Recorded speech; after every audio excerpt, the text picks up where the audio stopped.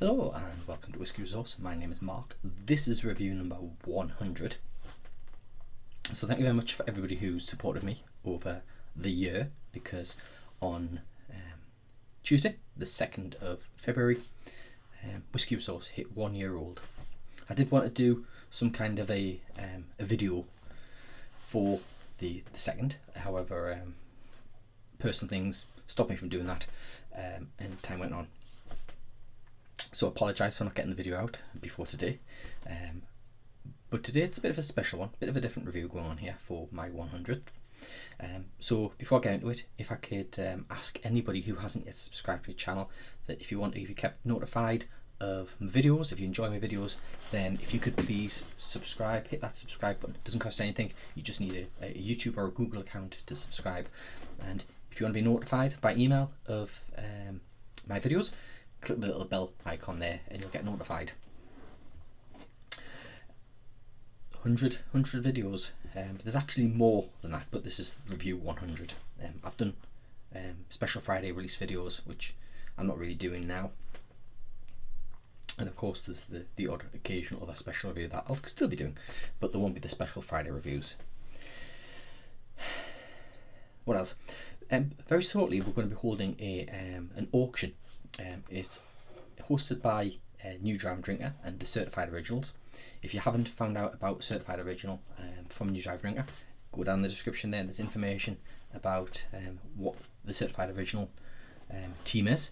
It's basically a chat room, essentially, with like-minded whisky enthusiasts.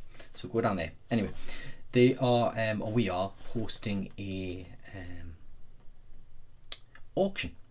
We've all donated whisky to an auction that is going to raise money for myeloma cancer research, because unfortunately one of our members has got a personal connection with the cancer, so we're trying to raise money, and more information about that will appear in the description later on, because it's not gone public yet, but when it does go public it'll be down there in the description. And of course we'll be tweeting it, so follow my tweets, Facebook, Instagram, that kind of thing. There'll be lots of information about it, and if you can visit the auction and look to bid on anything, that would be fantastic. There's some great whiskies in there, as well as other things, I believe. That's really it. So today's video, if you've been following my channel for a while, or if you know me personally through my socials, you'll know that I am very fond of Campbelltown whiskies. In fact, it's safe to say that of all the whisky regions, Campbelltown is my favourite. I enjoy them, really enjoy them. So much so that this particular whisky, the Campbelltown Malt Festival release for 2020, the Tawny port, is currently scored number 1 in my tastings. Scored a 91 point out of 100. But one of the questions I get asked quite a bit is, out of the 3 recent Campbelltown Malt Festivals, which is my favourite? Now, my typical response to that is that changes depending upon which dram I'm having. So if I happen to have a Tawny port, I enjoy that and I go, yeah, this is mind blowing, it's my favourite. But then I might pull a Ruby off the shelf at another time and I'll drink and I'll go, my god, this is gorgeous, this is my favourite. And it's the same with the rum. So over my shoulder there's 3 boxes. Those 3 boxes are these malts. So we've got the Ruby, I'll tell you a little bit more about that in a minute, and then we've got the rum, and of course we've got the Tawny I've just shown you. So I've already poured the drams. They've been sitting there just breathing, getting a little bit of air going on. So I'm going to be doing nosing, and then I'm going to be doing tasting of them. I've got myself a bottle of water prepared, and I've got some water, although I probably need to put some water in the jug to add in. So this is going to be a bit of a unscientific comparison, and we'll see if I can come up with a definitive as to which one I prefer. So first of all, the Campbelltown Ruby. So this is vintage 2008. So some 2008 distilled first fill bourbon casks were laid to rest after distillation, and then in, I'll probably say it was late 2017, because this is the 2018 release, late 2017, those casks were then, or the whiskey was transferred into ruby port casks for 6 months, and then everything was vat together and was bottled. So you've got 9.5 years in first fill ex bourbon, and then you've got 6 months finishing in ruby port. It's 2008 vintage. All the casks were distilled in 2008, so it is a 2008 vintage. Bottled at 57.8% ABV. As I say, this is from the 2018 Malt Festival. This was really, really hard to get hold of. I bought this in 2019, and it was late 2018 even. And I was looking all over for a bottle, and actually my go-to whiskey shop had it on the shelf. My wife spotted it, strangely enough, and I grabbed it straight away. And so this bottle has been open for, I would say, a year and a half, maybe a little bit longer than that. And I've shared this dram, the dram swaps I've done. People have requested it, so I've sent it. That's what I've got left. So this is going to be sorely missed. I actually have another full bottle that I tracked down. So I've kept a bottle back for later on when that's gone and I'm some years down the whiskey journey and I want to have another taste of it. I'll have another bottle cracked open ready for it. So the next one, the rum. This again, it's a vintage. It is a 2003 vintage. It comes in at 15 years old, 51.3% ABV. So this one again, it was I believe first fill bourbon barrels, matured for 14 years and I think 4 months, something like that. Then it was all transferred into Guyana rum barrels, I believe, where it had a 8-month rum finish. This one is bottled at 51.3% ABV. So we've got a bit of a jump from a 10-year-old vintage to a 15-year-old vintage. The final one, the Tawny Port. Now, this one, it's aged 14-year-old, but it's not a vintage. It actually brings together casks from different ages. It also has different peated level of casks has gone to this, and this is at the time of release the most peated expression that Glen Scotia have done. So this had a period of finishing, again I believe it to have been around about the 6 months in Tawny Port casks. So because it's a vat of different aged casks from different years, it doesn't have that vintage statement on it, but does carry an age statement because the youngest whiskey that went in here was 14 years old. So we've got a 10-year-old, a 15-year-old and a 14-year-old. This one's bottled at 52.8, so it's 1.5% stronger than the rum. Again, this is from 2020. So what's going to be the 2021 release? If you've got any ideas, if you've got any thoughts, if you've got any preferences to what it will be, pop a description down. Let us know what your thoughts are, because I think a lot of us are really eager to find out. In terms of bottle numbers, I've heard some figures as to how many bottles they put out of each. So I'm probably way off bat on this one, but I heard that the 2018 Ruby, they put out about 2,500 bottles. The rum, I believe it was somewhere in the region of, I've heard between 4,000 and 7,000 bottles were put out. And then the 2020 Tawny, I heard it was about 15,000 bottles went out. So that's a lot.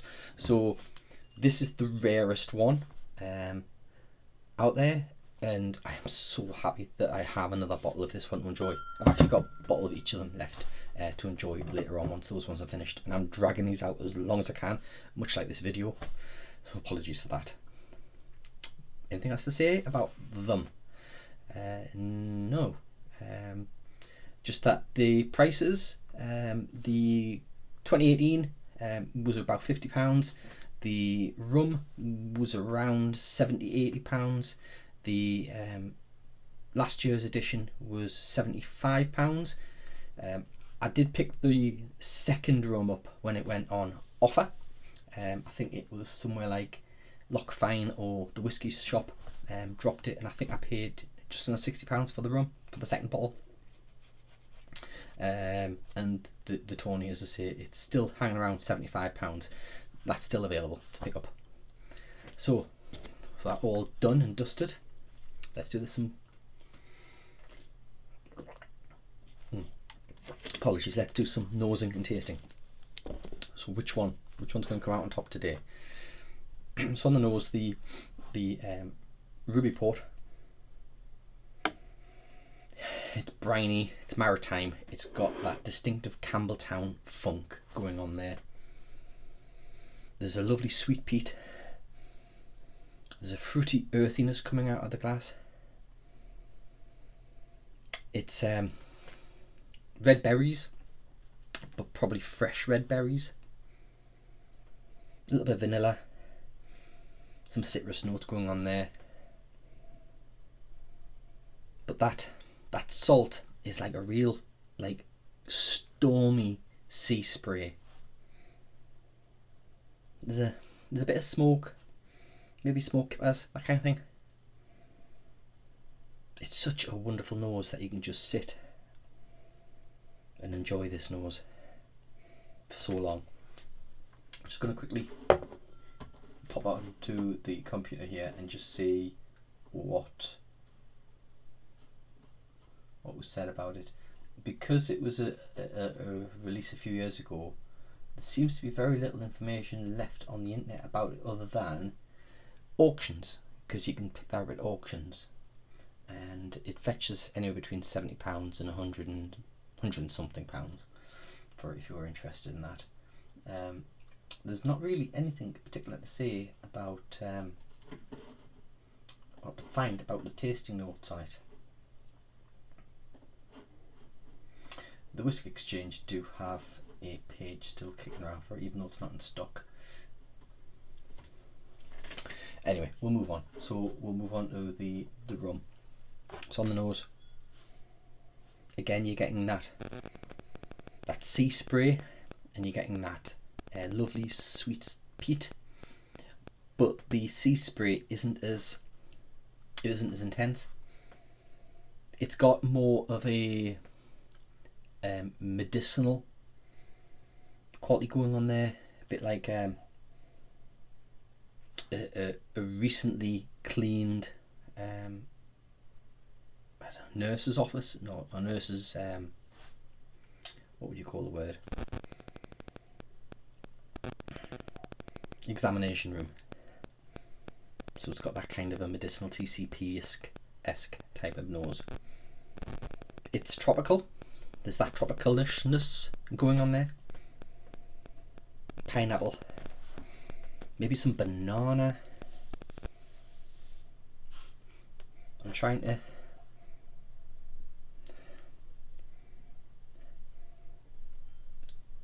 I would say that the ruby has probably a bit more sulphur going on in the nose than the rum. The rum isn't jumping out of the glass as much. I'm just past the halfway on the bottle. In terms of alcohol on the nose, yeah, the ruby is presenting itself a little bit hot on the nose with the alcohol. The rum not so much. It's still there, just not as hot. But it has that Campbelltown character going on again, like the ruby. It's more of a subdued fruit, tropical fruit going on that one. Anything to say on the nose? Well, one commentator has said that it's biscuits, sweet scones, buttery, grass, gasoline, cream soda, citronella, pears, that kind of stuff. So the Tawny from last year. So this is, again, it's sea spray. It's sweet peat, a little bit of citrus. But what jumps out of the glass on this one, once you get past that lovely maritime, that Glen Scotia character, is the fruit. Now this is more of a dark berry fruit. It's almost bordering on a sherry Christmas cake type of nose. It's not as intense as the ruby.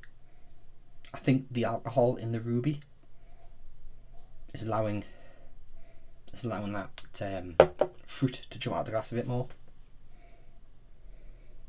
This is still a really nice nose.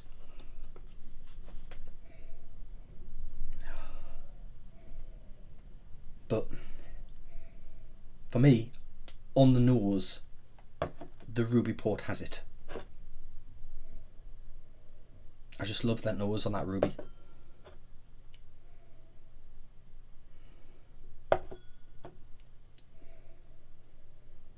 Yeah, I think the ruby has it.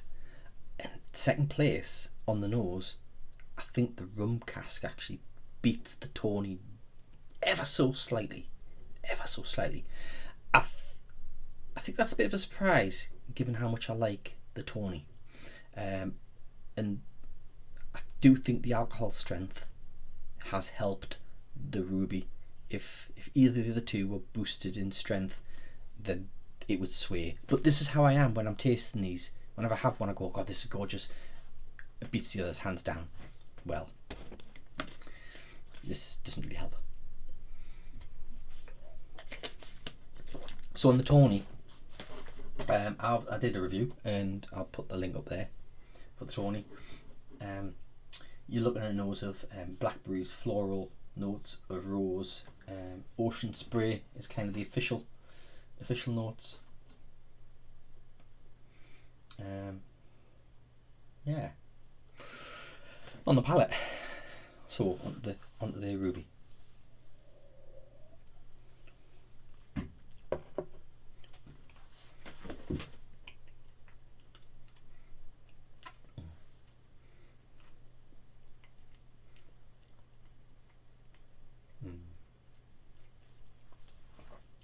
So all of these are peated. Start with the mouth. It's very luxurious, velvety, oily, mouth coating. You get an impact of fruit straight away. Red berries, maybe raspberries, a little bit of blackberry, but not so much. It's spicy and peppery. The alcohol nips a little bit. It's got a lovely peat, sweet peat running through it. It's not really honey.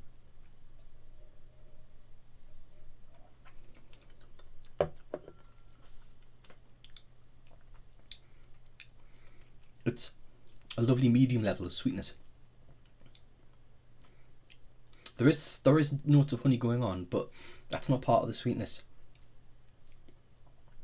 Gets oaky and dry and bitter on the finish, peppery, and that peat, it's lovely balanced. It doesn't dominate. It's there. You know, if you don't like peat, this will be off-putting, but it's there. It threads through everything onto that finish. There's a whiff of smoke, just reminding every now and again.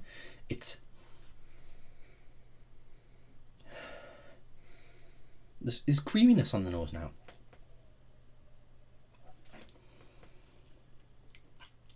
Buttery. It's like standing on a pebble beach by the sea with sea spray, because you're getting salt on the palate. There's maritime sea salt brine there. So the sea spray is whacking in the face as you're standing over a smouldering metal bin that's recently had a fire, and somebody's been smoking some kippers, and they prepared a kind of a berry jus, let's say, to go with those smoked kippers. That's kind of what that gives me on the palate. It is really enjoyable.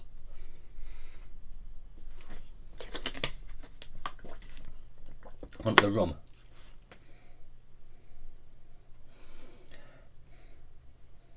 Now I've tasted that one. This is now jumping out the gas a bit more, but on the palate.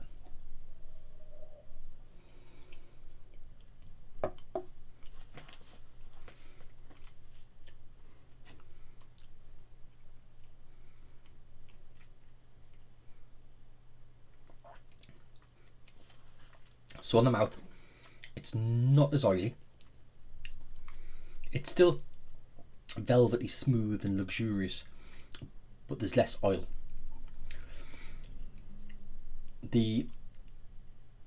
It's less sweet. Definitely less sweet. It's more dry, more bitter. It's tropical. So we're looking at pineapple. Definitely got some citrus elements there, maybe lemon and grapefruit, maybe a touch of orange. The spices, I'm erring more on the side of nutmeg and clove as the spices.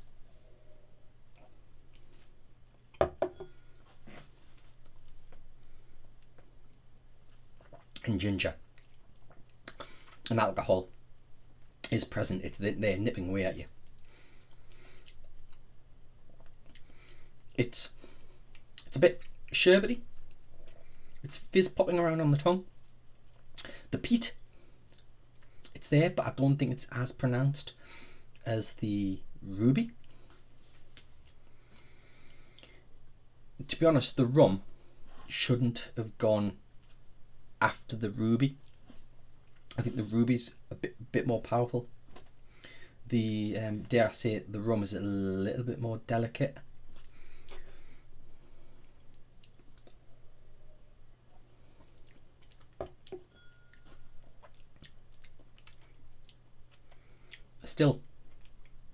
Still amazing.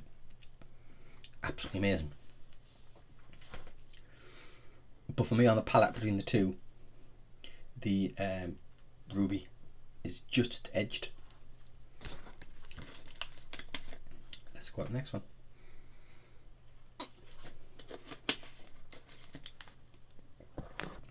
So, Tawny. And that's picked up on the nose. Maybe as it's sitting there, it's just getting more relaxed on the palate.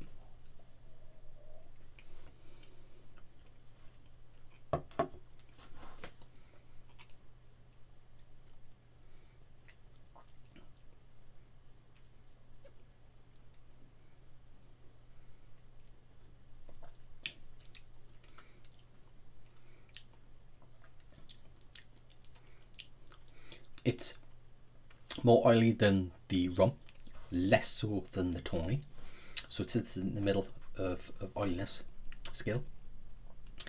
It's probably the same length of sweetness as the rum, not as sweet as the ruby. It's fruits, it's darker fruits, it's blackberries, cranberries, it's more jammy with spices going on there. It's a bit of pastry. Definitely got spices. More wood spice going on here.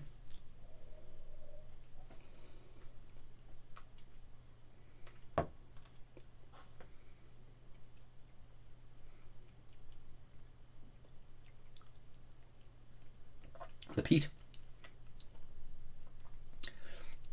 I think the peat gets stronger as it moves towards the finish, which is oaky and dry and bitter.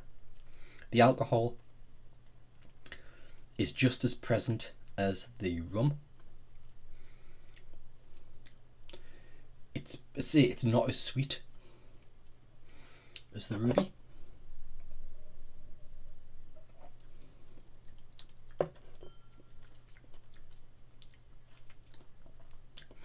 The ruby's got more tannins. The ruby is just dominated there. I've just had another sip of the ruby straight after that Tawny, and I'm getting the ruby pushing itself through, whereas that Tawny compared to the Ruby is struggling to push through. It's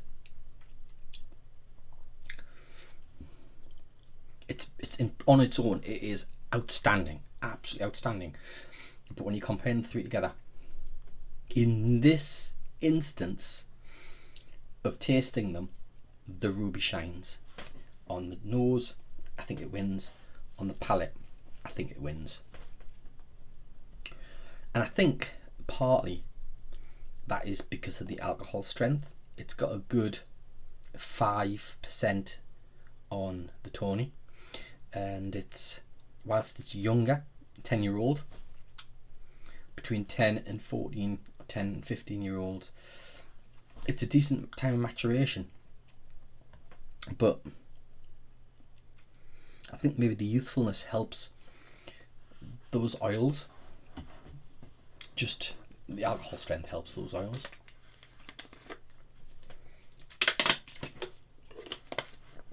At this point, I don't think I'm going to do any water with them, because I think your palate is pretty much shot, because they are peated, they're strong, they're cask strength, they're hard hitters, they're all natural colour, they're all non-chill filtered, they're all cask strength, they're all outstanding. In terms of scores, obviously the Tawny, I gave it a 91 when I reviewed it. I think the rum's